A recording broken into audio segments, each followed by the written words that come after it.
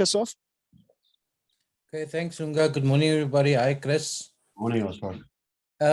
Yeah, Chris, a difficult night for the guys. After how they improved against the Dragons and certainly against Exeter as well.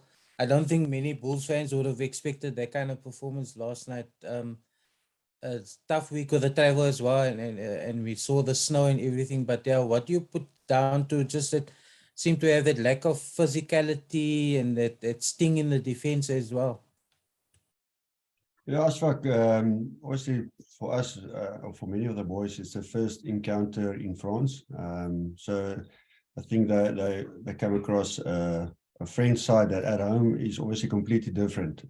Obviously you can use the conditions and obviously the travel as excuse, but for us, it was extremely cold. The reality is that the condition wasn't that bad in the end. Obviously very cold.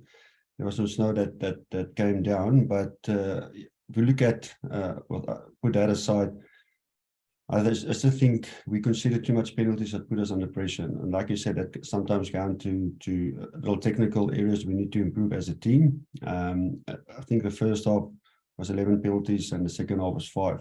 We came obviously very well back in the second half. Take my hat off to the guys, but in the beginning, obviously, we put ourselves under immense pressure that was the end showed on the scoreboard. We spoke about the selection before the game, and you see this part of rotation, particularly the front row. The scrum has been going really well the last 2 games. I know it's difficult to say now after the game that perhaps you shouldn't have made those changes, but yeah, what do you think happened in the scrums? I know that you need to ask Werner, but the reality is, like I said yesterday, rotation is obviously necessary for us. One for player welfare, and secondly, obviously you need to grow your group. The only way you can grow them, obviously, is in games like this. And the argument could be, listen, we want to play our best team against teams like Lyon, but then you're going to do that basically every week, because there's not many weak sides in these competitions. So yeah, it's a tough one. It's one that obviously we need to learn from, and as a group and as individuals. But we all know they've got a very heavy pack. I would say extremely good backs. So for us, it will be. I think the way we pulled back in the second half, we were basically with 5 minutes to go in the first half, we were 10-0 down. Obviously, we conceded early on a penalty, a try. And I thought we had a patch there where we played quite well. We couldn't convert, which is obviously an area we need to improve. And then that 5 minutes before halftime, we conceded a lot of penalties that led to that scrum and war tries. And then when we came out second half, obviously we scored first up, and then they scored right in the end. So basically it was even Stevens in the second half, and just showed us that we could manage those conditions, and we could obviously stand our ground. So the scrums obviously we'll have a look at it so the morning, but yeah, I thought if we look at it with perspective, there's a lot of positives, but there's one thing we need to change. Let's say it's obviously experience that will help over time. And yeah, for us it was actually it's a disappointing experience, but also a positive one in the sense that we were there in the first half, and then obviously the second half. We had a patch like that, obviously against the Stormers in the Sharks, and only time will get us to a point where we can control those moments better. Because I also wanted to say is we spoke about now the first half opportunities that you had, and almost like you got into the red zone, then there was a knock on or the ball's turned over, and also in the second half after Kirtley's intercept try, you had another opportunity where you went close. I think we held the ball. And then you had the tap penalty after that also with I think Marco van Staden lost it as he went over to score. So, I mean, if you had scored those 2 tries, it would be a very different situation. And it comes down to when you, I mean, it's extremely difficult to win in France. We all know that, or the Frenchies know that, everyone that comes here. And if you want to win here, then you need to be tested on 3 levels. We spoke about it. You need to be a tight team, and I thought even though we struggled discipline-wise, obviously we stuck together as a group. You need to manage a game well, and then you need to take your opportunities. And I thought we obviously didn't do that well, apart from the other stuff. But if you want to win here, you need to be brave, and you need to take those opportunities to score. So we had the opportunities, and I think just obviously the conditions, like I said, I don't think it's extremely cold, and obviously it was wet with the snow coming down. I just think we need to obviously adapt playing on a artificial pitch, especially the way you control the ball on the ground. It's much more active when you play such, so sometimes it fumbles, which then causes a half a second of delay, which then causes your rhythm and animation around the corner that's being out. But we had the opportunities. That's a positive. How are we going to convert that? That's the one we need to know. If you want to win here in France, you need to nail them every time to apply pressure. That's it, plain and simple.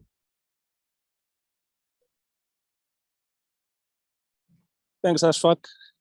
Any other questions? Yes, Dylan. Thanks, Lunga. Hi, Chris. Thanks for taking a bit of time to chat. Just on your, you made quite a few unforced errors in this game away from penalties. It looked like there were quite a lot of unforced errors especially compared to how many errors Lyon were making. How do you go about fixing that, especially when you're playing away from home? Yeah, Dylan, obviously that's a correct assumption. So when we played Glasgow, we had the same experience, like I said just now with Ashfaq. I think when you play an artificial pitch, obviously the pitch is much more reactive, but also in terms of ball control. So you'd see a lot of those errors were around the ruck area. In terms of when we obviously place the ball, it's not as stable when you play in grass. That's the one thing. Secondly, obviously it's pressure. When you make unforced errors in terms of passing, that is normally one or two things. So either your decision making, or like I said, some sort of delay, which they tactile ruck or breakdown, causes you to, when you obviously run onto the ball, there's a little bit of delay that you're not used to, then obviously you're not in perfect positions that cause those errors. It's every time, I mean, I don't think we're the only team. I think the South African teams in general has the same experience. Again, something we need to find a solution to when you come over and you have a short time to train and to adapt. But we all know unforced errors comes from pressure, decision making, and like I said, conditions. And then just to follow up, if I can, you mentioned that little patch, good patch that you had after falling 10-0 down, but how much did falling 10-0 down early on in that game, how much did that sort of impact your approach? The fact that you, from early on, you sort of had to play catch-up rugby, as it were. No, I mean, anytime you fall behind, especially away from home, it has an influence. I think, like I said, we started off quite well, kicked off. I think we got a line out, and then obviously we missed that line out. From there, it became a kicking game. Someone didn't retrieve 10 yards, and then from there, they got that penalty that got them the initial try.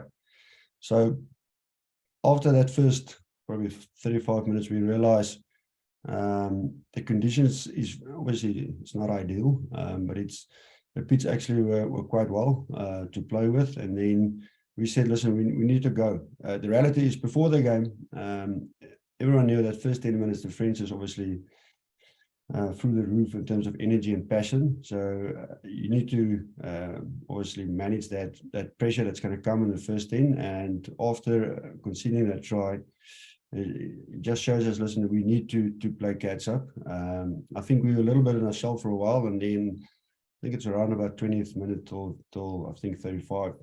We played quite well. We put them under enough pressure. It's just a conversion, obviously, that cost us.